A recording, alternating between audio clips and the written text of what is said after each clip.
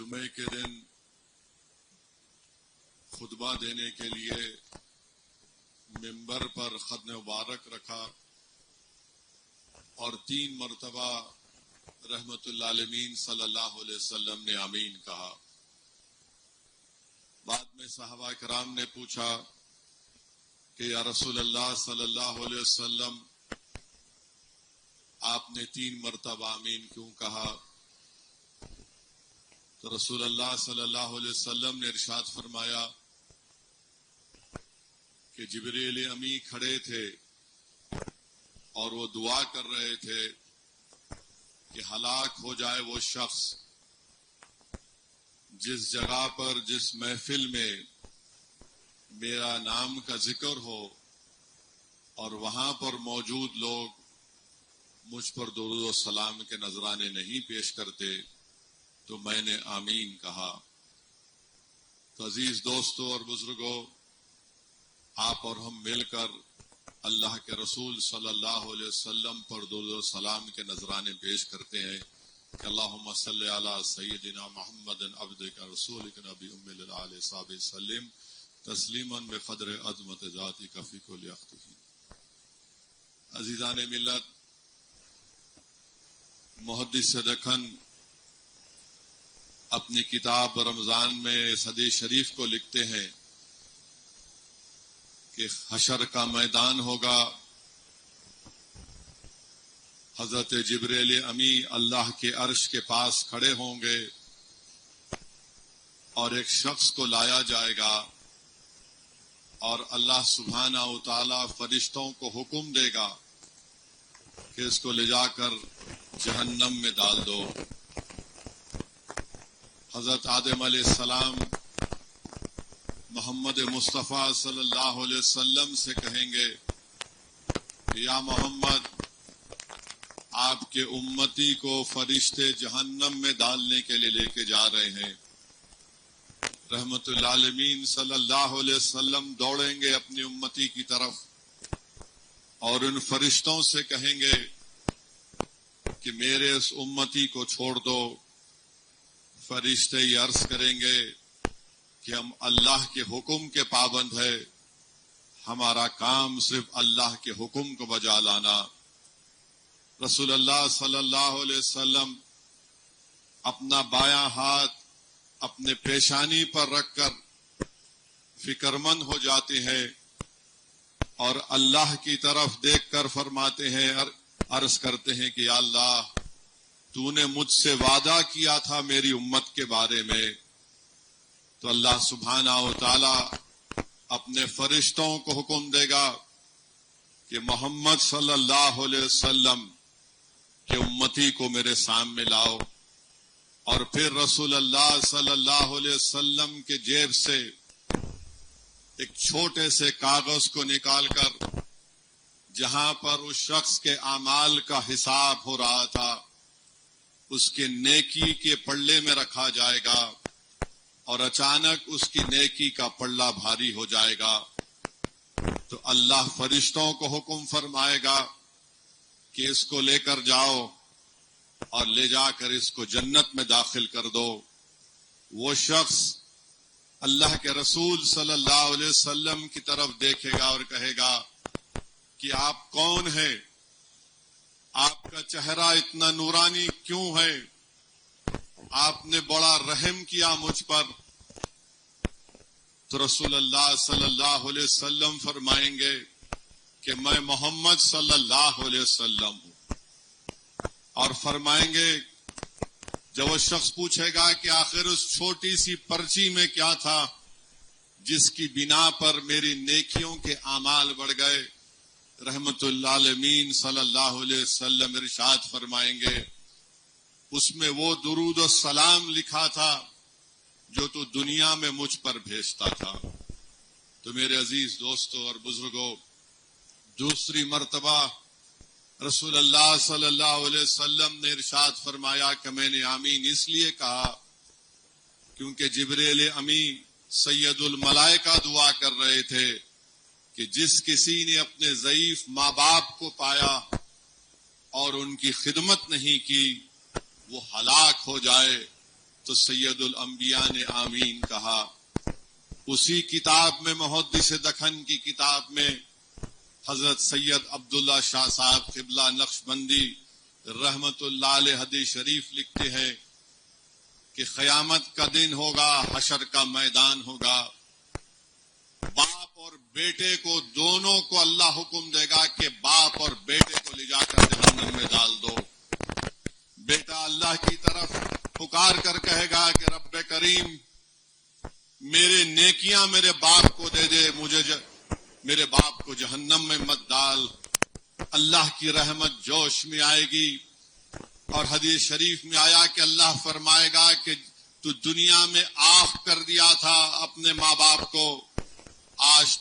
تجھے ان پر رحم آ رہا ہے۔ اللہ کی رحمت جوش میں آئے گی، اللہ کہے گا کہ ان دونوں کو لے جا کر جنت میں ڈال دو۔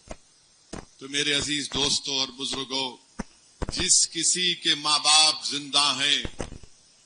صحت مند ہیں، تو بھی خدمت لازمی ہے، بیمار ہیں تب بھی ان کی خدمت لازمی ہے۔ کسی نے حضرت عبداللہ ابن عمر رضی اللہ تعالی عنہ سے جا کر پوچھا کہ میں اپنے ضعیف ماں کو اپنے گود میں اٹھا کر ان کا طواف کروایا، حج کرایا، کیا میں نے اپنی ماں کا حق ادا کیا؟ تو حضرت عبداللہ ابن عمر رضی اللہ تعالی عنہ نے یہ کہا کہ تو نے کوئی حق ادا نہیں کیا۔ اس نے کہا کہ میں نے گود میں اٹھا کر طواف کرایا، صحیح کیا، صفا مروہ کے چکر کاٹے۔ تو آپ نے فرمایا تھا عبداللہ ابن رضی اللہ تعالی عنہ کہ نہیں، جب تیری ماں تجھے پیدا کر رہی تھی اس وقت کی تکلیف کا اتنا بھی حق تو نے ادا نہیں کیا۔ تو میرے عزیز دوستوں اور بزرگوں، اپنے ماں باپ کا خیال رکھیے۔ قرآن کریم، نزول قرآن کا مہینہ، یوم القرآن کا جلسہ، اللہ قرآن میں کیا فرمایا کہ تم اپنے ماں باپ کو اف تک مت بولو، اف تک مت بولو۔ میرے عزیز دوستوں اور بزرگوں، محدثین، مفسرین، علماء کرام نے لکھا کہ اللہ قرآن میں فرما رہا ہے کہ میری بھی عبادت کرو اور اپنے ماں باپ کا بھی خیال رکھو۔ یعنی اللہ اپنی عبادت کو ہمارے ماں باپ کی خدمت سے جوڑ دیا۔ تو یہ ضروری ہے کہ اگر جس کے ماں باپ زندہ ہیں ہم ان کا خیال رکھیں، ان کی خدمت کریں۔ اور حدیث شریف میں آیا، روایتوں میں آیا کہ جس کے ماں باپ زندہ ہیں اور وہ روز ان کے لیے دعا کرتا تو اس کے گھر میں برکت ہوتی ہے، صرف ماں باپ کی دعا کرنے کے لیے۔ رسول اللہ صلی اللہ علیہ وسلم نے ارشاد فرمایا، جس نے محبت سے اپنے ماں باپ کو دیکھا اس کو ایک حج کا ثواب ملے گا۔ تو ایک صحابی رسول نے پوچھا، رسول اللہ صلی اللہ علیہ وسلم اگر میں بار بار محبت سے اپنے ماں باپ کو دیکھوں؟ تو رحمت العالمین صلی اللہ علیہ وسلم نے فرمایا، اس صحابی رسول کو دیکھ کر رضی اللہ تعالیٰ عنہ سے کو دیکھ کر کہا کہ جتنی مرتبہ تم محبت سے دیکھو گے اتنی مرتبہ تم کو حج اور عمرے کا ثواب ملے گا۔ پھر رسول اللہ صلی اللہ علیہ وسلم نے فرمایا کہ میں نے تیسری مرتبہ امین اس لیے کہا کیونکہ جبریل امین دعا کر رہے تھے کہ برباد ہو جائے، ہلاک ہو جائے وہ شخص جس نے رمضان کو پایا اور اپنی مغفرت اور بخشش اللہ سے نہیں کروا لی۔ تو میرے عزیز دوستوں اور بزرگوں، یہ اللہ، ہم خوش قسمت ہیں کہ اللہ نے ہم کو ماہ رمضان عطا کیا۔ خوش قسمت اس لیے ہے کہ ہم زندہ ہیں۔ کئی لوگ جو پچھلے رمضان میں ہمارے ساتھ تھے آج وہ نہیں ہے، دنیا سے چل بسے۔ تو میرے عزیز دوستوں اور بزرگوں، جس ماہ مبارک میں شیطان کو زنجیروں سے جکڑ دیا گیا،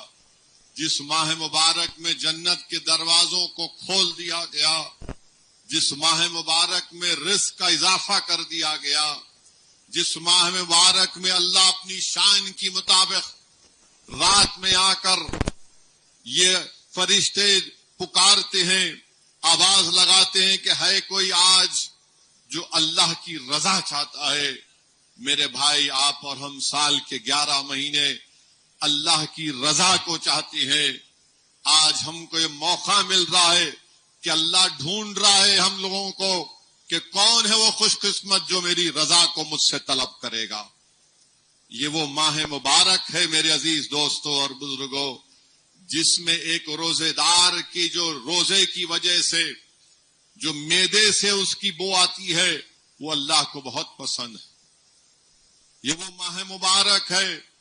جس کا اجر روزے دار کو صرف اللہ ہی دے گا۔ علماء کرام نے سمجھانے کے لیے ہم کو سمجھایا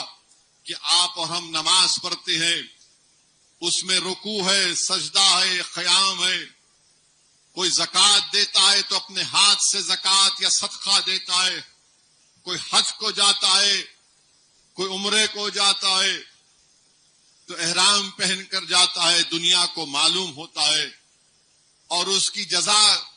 ہم تمام کو معلوم،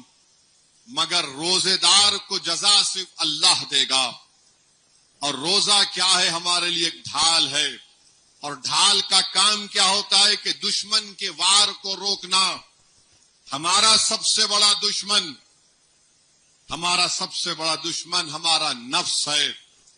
اور ماہ رمضان ہم کو روزے کی ٹریننگ کے ذریعے، بھوک اور پیاس کے ذریعے ہم کو ٹریننگ دی جاتی ہے کہ ہم اپنے نفس پر اس کو کنٹرول کر سکیں۔ میرے عزیز دوستوں اور بزرگوں، اس ماہ مبارک کی قدر کریے، اور اسی مہینے میں اللہ سبحانہ و تعالیٰ نے قرآن کریم کو نازل کیا، اللہ نے اپنے کلام کو نازل کیا، اور آپ اندازہ لگائیے کہ حشر کا میدان ہوگا،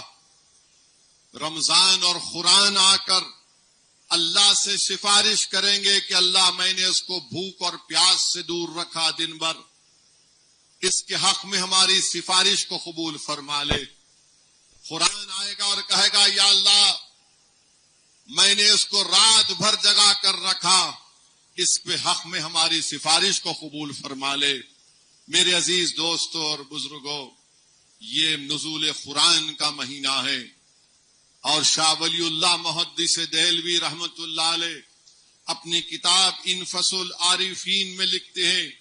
کہ ایک مرتبہ آپ کے والد شاہ عبد الرحیم رحمت اللہ علیہ کسی سفر پر جاتے ہیں، دوپہر کے وقت آرام کرتے ہیں،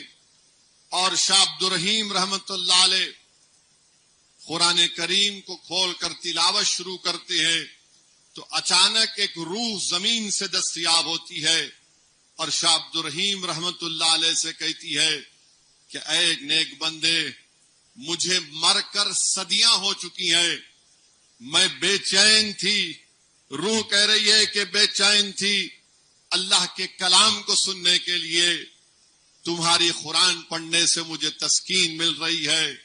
تم قرآن کی تلاوت کو ختم مت کرو، جاری رکھو۔ شاہ عبد الرحیم دوسری مرتبہ تلاوت بند کرتے ہیں، پھر سے روح آتی اور کہتی ہے پڑھو، جاری رکھو، مجھے اطمینان مل رہا ہے۔ دوسری مرتبہ جب وہ قرآن کریم کی تلاوت کو ختم کرنا چاہتی ہیں، ان کے بڑے بھائی بازو آرام کر رہے، اٹھ کر کہتے ہیں کہ عبد الرحیم، یہ روح میرے خواب میں آ کر مجھ سے کہہ رہی ہے کہ تمہاری قرآن کی تلاوت سے اس کو تسکین مل رہی ہے، تم اپنی قرآن کی تلاوت کو جاری رکھو۔ علماء کرام نے لکھا کہ نہیں معلوم قیامت کب آئے گی، مگر آئے گی ضرور۔ ہمارا ایمان ہے کہ قیامت آئے گی، ہمارا ایمان ہے کہ قبروں سے ہم کو اٹھایا جائے گا، ہمارا ایمان ہے کہ حشر کا میدان ہوگا، ہمارا ایمان ہے کہ ہمارے اعمال کا حساب ہوگا، ہمارا ایمان ہے کہ جس پر ظلم ہوا اس سے انصاف ہوگا۔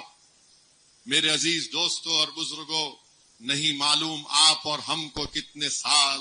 کتنے صدیاں زمین کے اندر رہنا پڑے گا، کون ہماری خبروں پر آ کر قرآن پڑھے گا۔ تو یہ ضروری ہے کہ ہم قرآن کی تلاوت کریں، جہاں پر تلاوت قرآن کی محفلیں ہوتی ہیں وہاں پر بیٹھ جائیں، سنیں اور کوشش کریں کہ ترجمے کے ساتھ کسی ایک مفسر یا عالم دین کے ساتھ بیٹھ کر قرآن کریم کے پیغام کو سمجھنے کی کوشش کریں۔ میرے عزیز دوستوں اور بزرگوں، اسی ماہ مبارک میں فتح مکہ ہوا، اور فتح مکہ کے تعلق سے علماء کرام نے لکھا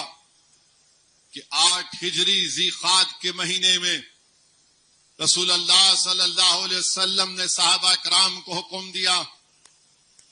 کہ احرام باندھ لو، ہم جا کر عمرہ کریں گے مکے میں۔ صحابہ کرام میں خوشی کی لہر دوڑ گئی، آنکھ میں آنسو آ گئے، کیونکہ سب